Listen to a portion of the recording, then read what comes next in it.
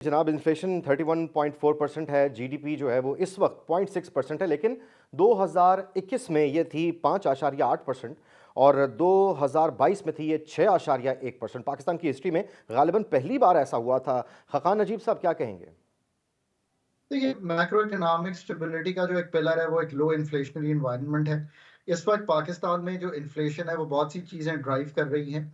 एक तो ये है कि दुनिया भर में इन्फ्लेशन है, उसका एक पास थ्रू इफेक्ट पाकिस्तान में भी है। रुपए की कदर की जो वीकनेस है उसने भी इन्फ्लेशन को बढ़ाया। पाकिस्तान में जो सप्लाई साइड है उसकी कमज़ोरी ने भी पाकिस्तान की इन्फ्लेशन को बढ़ाया। ये फ्लड्स के बाद क्रॉप्स खराब हुई, मतलब पिछले साल क्या 5 मिलियन बेल्स कॉटन की क्रॉप थी। मैं तो एक मिसाल दे रहा हूँ, इस साल हम 11 साढ़े 11 पे आएंगे।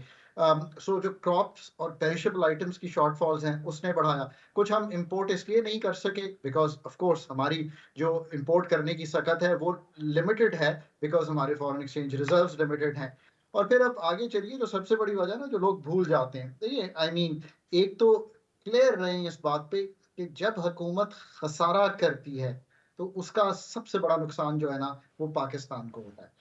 उसका इफेक्ट एक्सटर्नल खसारे पे भी होता है, पर उसका इफेक्ट नोट छाप कर पाकिस्तान की जो कीमतों का बढ़ना है वो उसको हवा देता है। और पाकिस्तान का अगर आप एक्सटर्नल का खसारा देखें तो मतलब अगर 7.5 और 8% का जो खसारा है पिछले, मतलब अगर आप 2020 से शुरू करें तो 7, 6, 8, 6, 7.6, 7.5, ये फिस्कल डेफिसिट है। जब ये इस लेवल का फिस्कल डेफिसिट आप कैरी करते हैं तो क्या करते हैं आप इस साल अगर 8,000 अरब के करीब आई थिंक होगा तो आप नोट छापेंगे। जब आप नोट छापेंगे तो too much money chasing too few goods.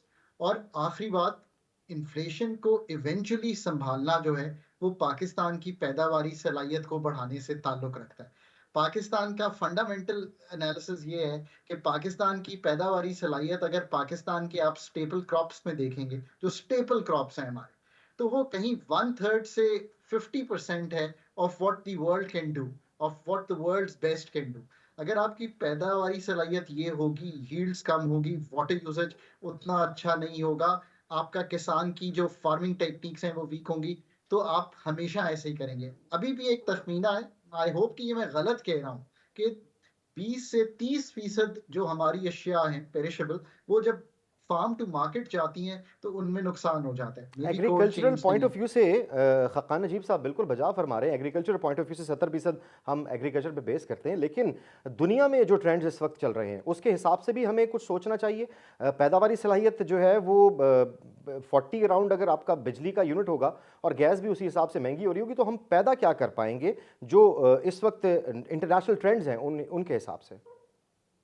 तो सोलेरी साहब ने देखे ना इसी तरफ पॉइंट किया कि हम एडमिनिस्ट्रेटिव रिफॉर्म और आईएमएफ एडजस्टमेंट्स, इससे ये 9 माह तो गुजार सकते हैं। बट असल बात तो ये है ना कि जब नई हुकूमत ने आना है तो बिजली के निज़ाम को डिसरप्ट करके सिर्फ चोरी पकड़ने से बात नहीं बनेगी। बिजली के निज़ाम को डिसरप्ट करके डिस्कोस को क्या करना है, एनटीडीसी की क्या शेप होगी, एलएनजी पावर प्लांट्स गुद्दू, नंदीपुर, इनसे कैसे निकलना है। वापडा पे आज एक रिपोर्ट मैं देख रहा था कि उसके जो सारे प्रोजेक्ट्स हैं जो वर्ल्ड बैंक के साथ हैं वो बहुत डिलेड हैं। तो फिर कैसे आगे चलना है कि अगर हम यही रवैया, तो बिजली नंबर वन, बिकॉज ये कॉस्ट ऑफ डूइंग बिजनेस में आप दुरुस्त फरमा रहे हैं, एक अहम जुज है।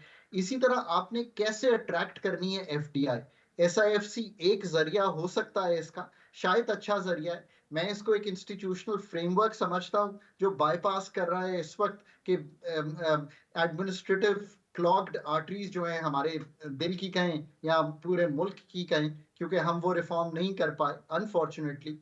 सो वो पाकिस्तान को कर सकता है शान। ठीक। तीसरी बात, आईएमएफ का प्रोग्राम एक्सटेंडेड फंड फैसिलिटी चलाना है। चौथी बात, पाकिस्तान की एग्रीकल्चर की पैदावारी सलाहियत को ठीक करना है। पांचवी बात, पाकिस्तान की एसओईज की बहुत बड़ी प्राइवेटाइजेशन एक करनी लंबी है। लिस्ट हो जाएगी। मतलब खकान नजीब साहब आप बजा फरमा रहे हैं, इसमें कोई शक नहीं है, बहुत सी चीज़ें ऐसी हैं जो ठीक होने वाली